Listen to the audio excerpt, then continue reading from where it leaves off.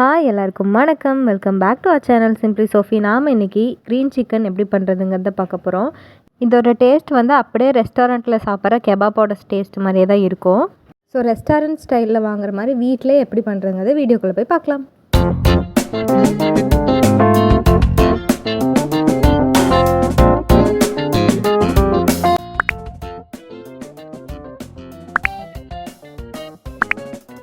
இந்த டிஷ்க்கு நான் வந்து சிக்கன் 200 கிராம்ஸ் எடுத்திருக்கேன். நீங்கள் உங்களோட குவான்டிட்டிக்கு பொறுத்த மாதிரி நீங்கள் வந்து எடுத்துக்கலாம். நான் வந்து எடுத்துருக்கிறது வந்து கொஞ்சமாக வந்து போன் இருக்க மாதிரி தான் எடுத்திருக்கேன். உங்களுக்கு தேவைன்னா நீங்கள் போன்லெஸ் கூட எடுத்துக்கலாம். இப்போ ஒரு மிக்சியில் வந்து 4 பல் பூண்டு எடுத்துக்கோங்க. அண்ட் வந்து ஜிஞ்சர் கொஞ்சம் எடுத்துக்கோங்க. இதில் இப்போ ஃப்ளேவருக்காக நம்ம வந்து புதினா கொத்தமல்லி எல்லாமே ஆட் பண்ணோம். என்கிட்ட புதினா இல்லை. ஸோ உங்கள்கிட்ட புதினா இருந்துச்சுன்னா புதினாவும் இதுவும் ஈக்குவலான குவான்டிட்டியில் எடுத்துக்கோங்க.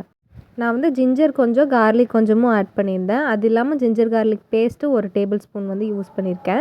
உங்களுக்கு பேஸ்ட்டு கிடைக்கலன்னா நீங்கள் அதுவே கொஞ்சம் அதிகமான குவான்டிட்டி யூஸ் பண்ணிக்கோங்க. இப்போ இதில் சால்ட்டு அண்ட் ஒயிட் பேப்பர் நான் யூஸ் பண்ணியிருக்கேன். பிளாக் பேப்பர் கூட நீங்கள் யூஸ் பண்ணிக்கலாம். Red chilli powder 1 spoon. நல்லா க்ரீன் கலர் வரணுங்கிறதுக்காக நான் க்ரீன் ஃபுட் கலர் ஆட் பண்ணியிருக்கேன். உங்கள்கிட்ட இருந்தால் யூஸ் பண்ணுங்கள், இல்லைன்னா வேண்டாம். இப்போ இது எல்லாத்தையும் நல்லா அரைச்சி ஃபைன் பேஸ்ட்டாக வச்சுக்கலாம். இதில் காரத்துக்காக உங்களுக்கு இன்னும் தேவைப்படுச்சுன்னா க்ரீன் சில்லிஸ் கூட நீங்கள் ஆட் பண்ணிக்கலாம். இப்போ நம்ம எடுத்து க்ளீன் பண்ணி வச்சுருக்க சிக்கனை போட்டுட்டு நம்ம அரைச்சி வச்ச பேஸ்ட்டு இதில் வந்து நான் உள்ளே சேர்த்துக்கிறேன்.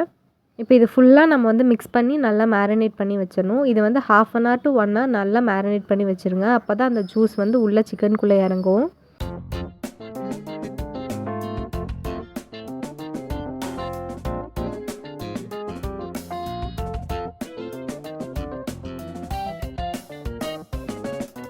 இந்த டைமில் நீங்கள் வந்து உப்பு எவ்வளோ இருக்குன்னு பார்த்து கூட நீங்கள் செக் பண்ணிக்கோங்க. நான் 1 டேபிள் ஸ்பூன் இந்த 200 கிராம் சிக்கனுக்கு போட்டிருக்கேன். அண்ட் கார்ன்ஃப்ளவர் மாவு உங்களுக்கு 2 டேபிள் ஸ்பூன் ஆட் பண்ணிக்கோங்க.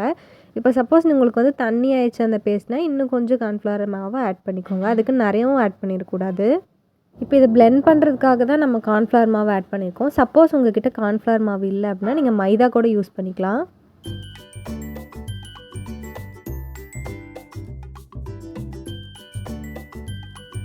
இது நான் கரெக்டாக 1 hour வந்து மேரினேட் பண்ணி எடுத்துகிட்டு வந்திருக்கேன். லைட்டாக கலர் கூட சேஞ்ச் ஆகிருக்கும், உங்களுக்கு பார்த்தா தெரியும். இப்போ இதை வந்து நம்ம நார்மலான தோசைக்கல்ல ஆயில் விட்டு ஃப்ரை பண்ணி எடுக்க போகிறோம், அவ்வளோதான். ரொம்ப சிம்பிளான டிஷ் தான் இது. நீங்கள் நார்மலாக ஃப்ரை பண்ணி சில்லி சிக்கன் மாதிரி சாப்பிட்றதுக்கு இந்த மாதிரி தோசைக்கல்ல வச்சிங்கன்னா உங்களுக்கு அப்படியே கெபாப் டேஸ்ட் வந்து கிடைக்கும். நல்லா ஹீட்டான தோசைக்கல்லில் வந்து இதை வச்சு 1 by 1 ப்ளேஸ் பண்ணிக்கோங்க.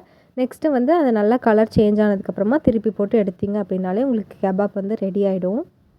உங்களுக்கு வந்து கருவேப்பிலையோட டேஸ்ட் பிடிக்கும்னா இந்த டைமில் வந்து நீங்கள் கொஞ்சம் கருவேப்பிலை கூட இதில் ஆட் பண்ணிக்கலாம். சில்லி சிக்கனோட டேஸ்ட் வந்து உங்களுக்கு கிடைக்கும் லைட்டாக.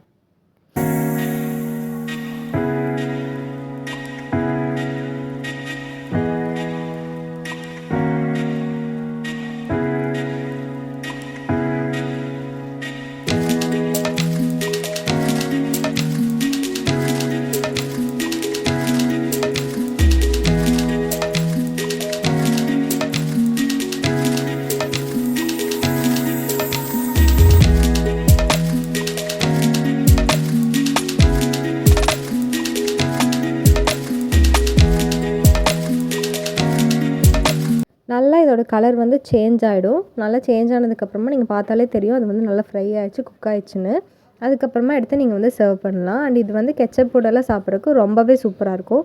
இந்த மாதிரி சிம்பிளான டிஷ்ஷஸ் வந்து ட்ரை பண்ணோம் அப்படின்னா கண்டிப்பாக நீங்கள் வந்து சிம்பிளி சோஃபி சேனலை வந்து சப்ஸ்கிரைப் பண்ணிக்கோங்க. அண்ட் இந்த வீடியோ உங்களுக்கு பிடிச்சிருக்கு அப்படின்னா மறக்காமல் லைக் பண்ணுங்கள், ஷேர் பண்ணுங்கள் உங்களோட ஃப்ரெண்ட்ஸுக்கு. தேங்க்ஸ் ஃபார் வாட்சிங். பாய்.